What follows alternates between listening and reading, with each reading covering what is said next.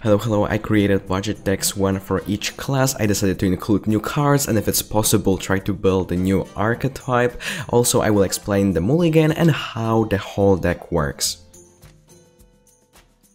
And we'll start with the aggro Secret Paladin. Secret Paladin was already pretty powerful and performs really well in the previous meta, and right now I'm not sure if it will be better because we will drop the Divine Favor and also the Sunkeeper Tarim, but here the game plan is really simple and it's all about finding the perfect curve. So here it's really easily to find a good one drop. You can start for example with the Blood Claw and then you can get a discounted Dread Corsair or just buff your Blood Seal Raider. A 2 mana for free on turn 2. Feels good, man. If this won't work, you can still play Secret and then go for the Sun River Spy. This is a new card that works with Secrets and I think it's great because you get the stats of a 3-drop, but it's a 2-drop. So it's a pretty sick aggressive card. If this won't work, you can still just play normally on curve with Argent Squire or the Secret Keeper, followed up as some sort of 2-drop like the, for example, Loot Hoarder. I decided to include few card draw like Crystology and also Loot Hoarder, so then we'll always have an option to, for example, draw something a little bit more useful during the mid game or late game, which will be something like Blessing of Kings or, for example, True Server Champion in order to deal this final damage to kill the opponent. This deck is super similar to the old Spell Hunter. The problem is that we do not have To My Side and Rock there in order to make this deck even way more powerful, but that's not a problem because right now we can include minions, and I thought that this deck might lack a little bit of like late game power, so you might also include Savannah Highmane in your final version, for example instead of Unleash the Beast or maybe any other spell that will underperform. But the idea is really simple, like you've got those secrets that synergize with your weapon. You can also discover another spell with the Strategist, so basically this is more like a mid-range deck and you can try to control the board during the early game, and then in late game you've got you can always press your hero power to deal even more points of damage and finish your opponent with Kill Command and maybe the minion that you will get out from Baited Arrow, because usually this card is just like a 5 mana deal 2 points of damage and summon a 5/5. And the Token Druid. I decided to include few specific cards. You might say, Jella, you are wrong, like no way this will work, for example Explodinator and Mad Hatter, but I thought like we want tokens, we want to be aggressive, we want to deal damage to our opponent, so then bombs will help us and then Explodinator counts as free minions. And on top of it, when we'll have the advantage on board in terms of the amount of minions that we'll have, we can actually play Mad Hatter and also deal even more points of damage. If you want to make this deck a little bit more consistent and, you know, include less RNG, okay, you can change this, for example, to the Defender of Argus or Dark Iron Dwarf, but I think this is a really good twist that might work in this deck. So the game plan is really simple. During the early game, we develop the board. Right now, when we've got Acorn Bearer, we can get even more tokens. So this card is busted and great in this kind of deck, and also we usually want to generate a really huge amount of minions, so when we can like split those bodies into just a bigger amount of little guys that you will get, you should definitely go for it. And then we also have on top of it the Violet Teacher that you can play with a bunch of spells, like for example Blessing of the Ancients, in order to create even more tokens and just like more this finishing power. And the way how you win the game, you just play 1 or 2 Savage Roars and then burst your opponent. This is the comeback of the Tempo Mage, finally. Magic Dart Frog is super similar to the Flame Waker. Sadly, it's not as that powerful, but at least there is the restriction that you can only attack minions, so it's not as that annoying as, for example, Knife Juggler. You want this little dwarf to hit the minion, and then it hits face. You want it to hit face, and it hits a minion, so never Lucky Baby Rage. Right now it's just which minion will die? Okay, whatever. So back to the deck. The idea is that you want to, during the early game, pressure opponent a little bit with minions. So you've got Serenade Taskmaster, for example, to play on turn 1. Then as a follow-up, Sorcerer's Apprentice, maybe Spellzerker. I really like the inclusion of the Spellzerker because it's a great 2-drop in terms of stats. And also on top of it, if you will trade, for example, into a little token, or even like use your hero power to get the spell damage, because you can also target your own minions, you can deal even more points of damage with something like arcane missiles and or your burn.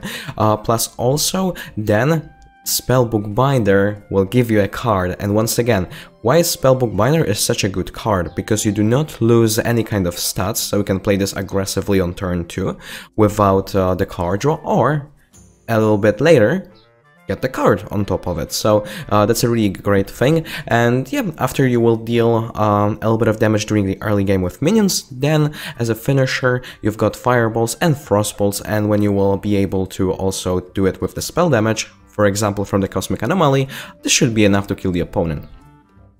If you thought that Resurrect Priest will lift the standard and will go to the wild, you were wrong.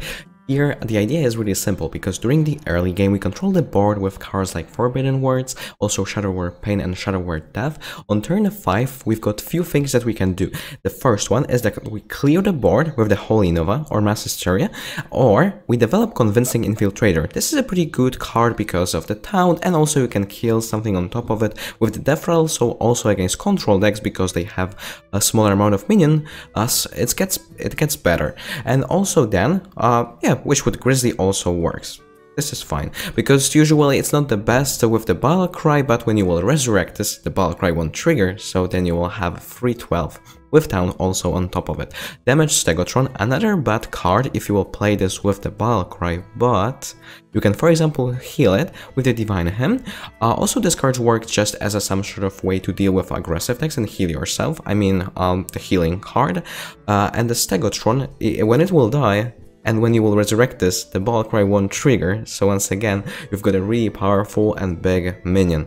And because we run a lot of spells in order to protect ourselves and heal, Grave Horror makes a lot of sense, because we can play this for a really cheap cost and also resurrect this, and once again, we've got a big minion. And how do we win the game? Not only with the big minions and the Mass Resurrection, which is like one of the best cards here, but we can also play the combo.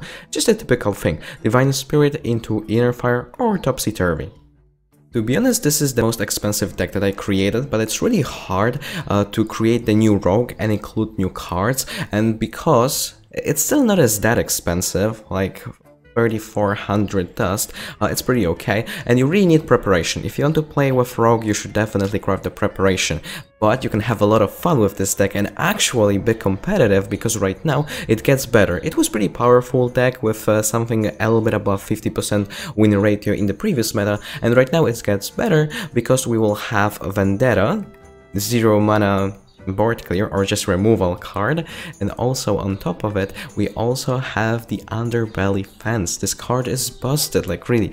2 mana 3/4 rush, great, and this counters usually any kind of slower or control decks, because you will never fatigue, or like almost never fatigue, at least it's not a big problem, and on top of it you can have a lot of fun. So like really, this is my favorite deck ever, because you can have a lot of fun with it, and it's actually like, it works. It works, it just works. So you just steal cards from your opponent, buff the Cutlass. That's why we also have the Raiding Party, because you can, for example, preparation this, use coin or maybe backstep, just anything to combo this out, get the Cutlass, buff it with all those sweet stuff, like for example Deadly Poison, Toxicologist, also we've got even Cutthroat Buccaneer.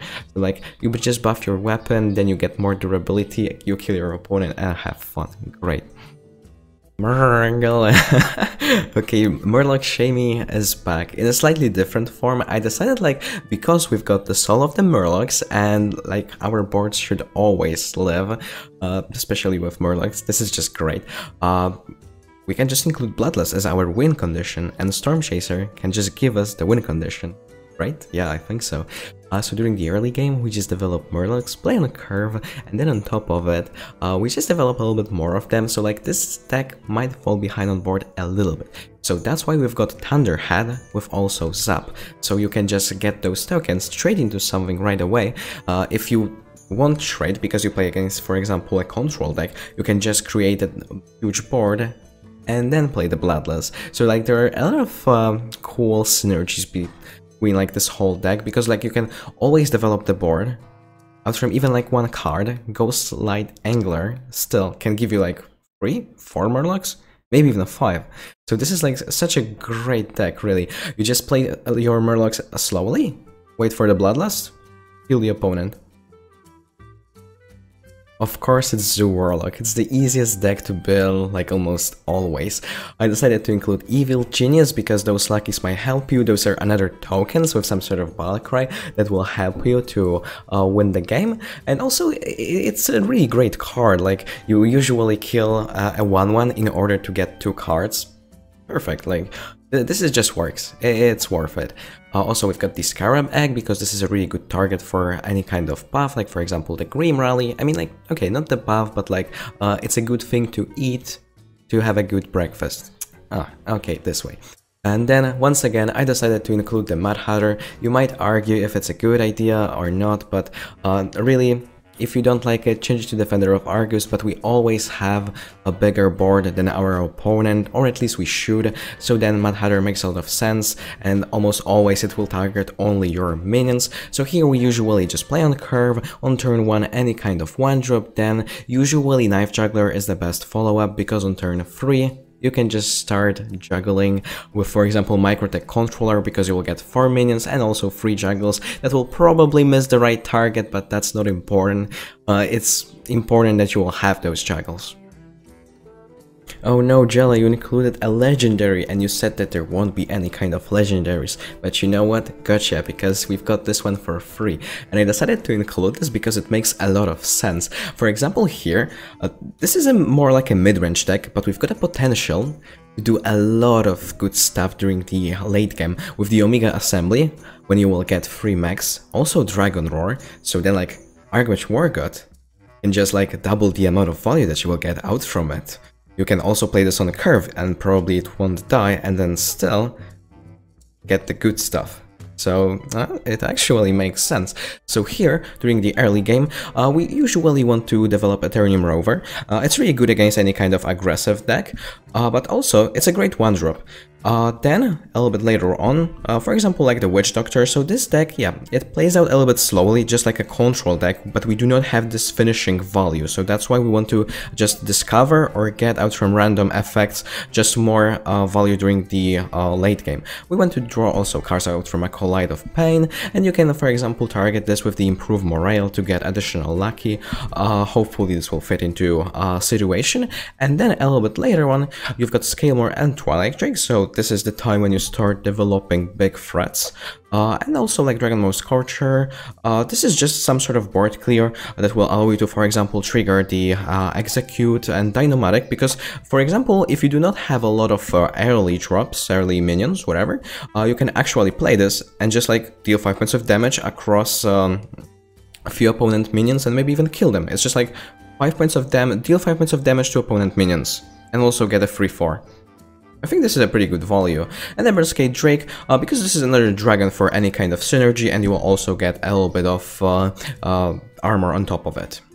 If you like this kind of decks, remember to leave a like and subscribe, and let me know what do you think about those decks, the new meta, and also archetypes. I will also drop another video soon, maybe also tomorrow. We'll try to create the new archetype for every single class, but right now we won't make a budget deck, but the full deck. So actually we'll finally get to the good stuff, which will be all those new legendaries and also epic cards. So also remember to follow my Twitch, because then I do all the theory craft and we can discuss about just the new meta and the new stuff that will happen to Hearthstone. So I'm really excited about this and really happy, because like any kind of change is usually a good change. We just like, you know, move on. So thank you very much and see you in the next.